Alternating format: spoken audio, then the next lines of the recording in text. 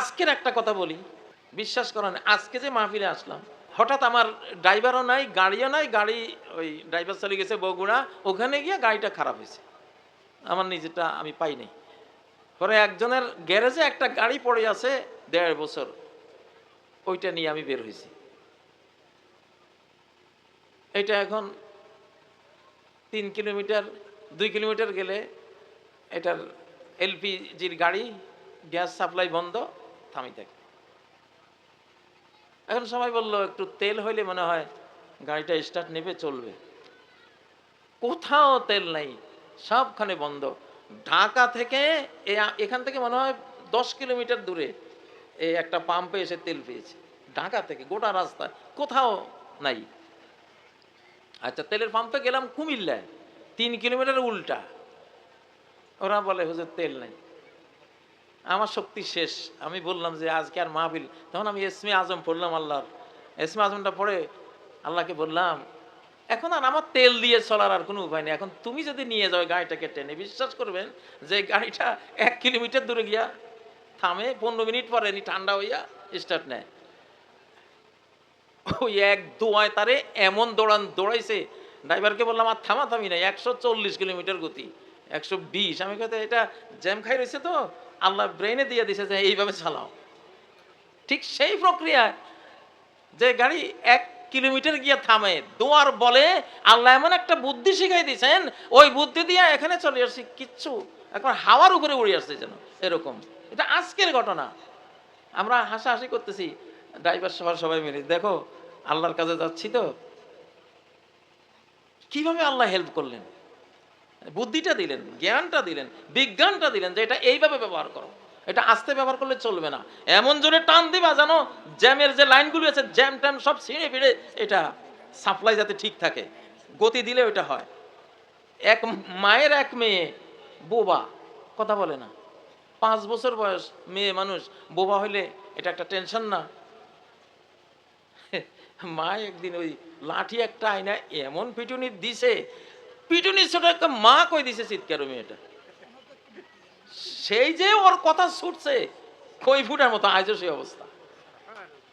এখন এই ইরানি মায়ের এই যে মায়ের আইছে যে আপনাকে ছুটাইব আল্লাহ তাআলা, জ্যাম হয়ে রয়েছি তো, আল্লাহর দিকে যাইতে আমাদের জ্যামিং আছে অনেক, পরিবারে জ্যাম ধরায়, টাকা পয়সায় জ্যাম ধরায়, তাই না, বিভিন্ন দুনিয়ার মোহে জ্যাম ধরায়, তো এমন মাইর দিব মায়ের ছোটে জ্যাম খুলে যাবে, আপনারা আমার ওই গাড়িটার মতো উড়বেন ইনশাআল্লাহ।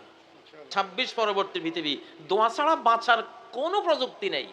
ইব্রাহিম আলাইহিস সালামকে হাসবুনাল্লাহু ওয়া নি'মাল ওয়াকিল এই দোয়া নমরুদের আগুন থেকে বাঁচিয়ে দিছিল কিনা? হ্যাঁ, তিমি মাছের পেটে ইউনূস আলাইহিস সালাম লা ইলাহা ইল্লা আনতা, লা ইলাহা ইল্লা আনতা মানে তুমি, কতটা কাছে নিয়েছে আল্লাহকে। এই তিমি মাছের পেটে বলছে কি তুমি ছাড়া, তুমি যেমন পরম বন্ধু, তুমি তো আমার পাশে আছো, তুমি তো আমার আমার জীবন শিরারও কাছে, তুমি ছাড়া কোনো আসলে আমার ইলাহ নাই। এই যে মাছের পেটেও তুমি বলে সম্বোধন করেছেন, আল্লাহু আকবার। ওনার ওই ডাকটা আরশে মুআল্লার উপর থেকে আল্লাহ তাআলা শুনেছেন যে আমার এক বন্ধুর দুর্বল ক্ষীণ আওয়াজ আমি শুনতে পাচ্ছি, সাথে সাথে দয়ার সাগর উতলে উঠেছে, আর আল্লাহ তাআলা তাকে বাঁচিয়ে দিয়েছেন কিনা। 2026 পরবর্তী পৃথিবীতে আত্মরক্ষার কোনো অস্ত্র নাই, দোয়ার মতো অস্ত্র। লা ইয়ারুদ্দুল কাদা ইল্লা দোয়া।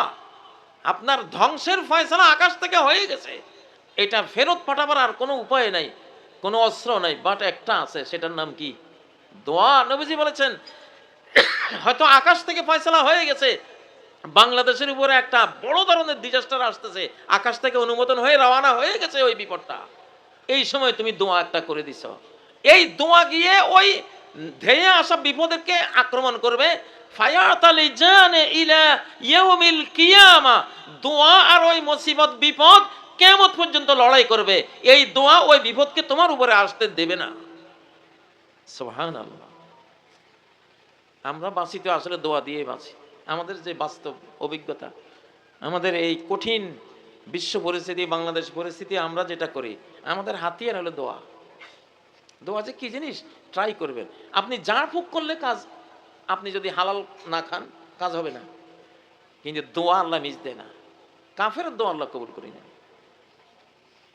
মজলুম কাফের হলো, বিপদগ্রস্ত ব্যক্তি কাফের হলেও সারা কোরআনে আছে ওয়াইজা গাশিয়াহুম মাউজুন কাযুলালি দাউল্লাহ মুখলিসিনা লাহুদ্দিন। ওরা যখন সাগরে পাহাড়ের সমান, মেঘমালার সমান ঢেউ তাদেরকে যখন ডুবিয়ে দেওয়ার উপক্রম করলো, মূর্তি পূজনীরা মূর্তির ডাক ছেড়ে দিয়ে দাউল্লাহ দোয়া করে কার কাছে?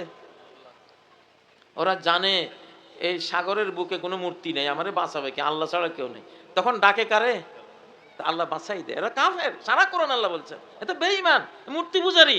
কিন্তু এক মিনিটের জন্য সে যখন মূর্তির ডাক ছেড়ে দিয়ে আমারে ডাকে, ওই ডাকটা আমি কবুল করিনি। সুবহানাল্লাহ। দোয়া কোনো মিস নেই। এখন এই এই গোটা বাংলাদেশকে আপনি আপনার মতো করে সাজাতে পারবেন, চেষ্টা যা করার করেন, কিন্তু দোয়া লাগবে। কি লাগবে? দোয়া লাগবে। সাহাবীরা তো যুদ্ধ যখন কঠিন অবস্থায় পড়ে যেত, তখন মুস্তাজাবুদ দাওয়াত কে আছে, দোয়া কবুল হয় এরকম সাহাবী কে আছে, ওনার কাছে যাইত। সাদ ইবনে আবি ওয়াক্কাস, ভাই আপনি দোয়া করেন, আমরা পারতেছি না, আজকে আর পারতেছি না, একটা দোয়া, দোয়া করেন। এক দোয়া করছে, যুদ্ধ জয়।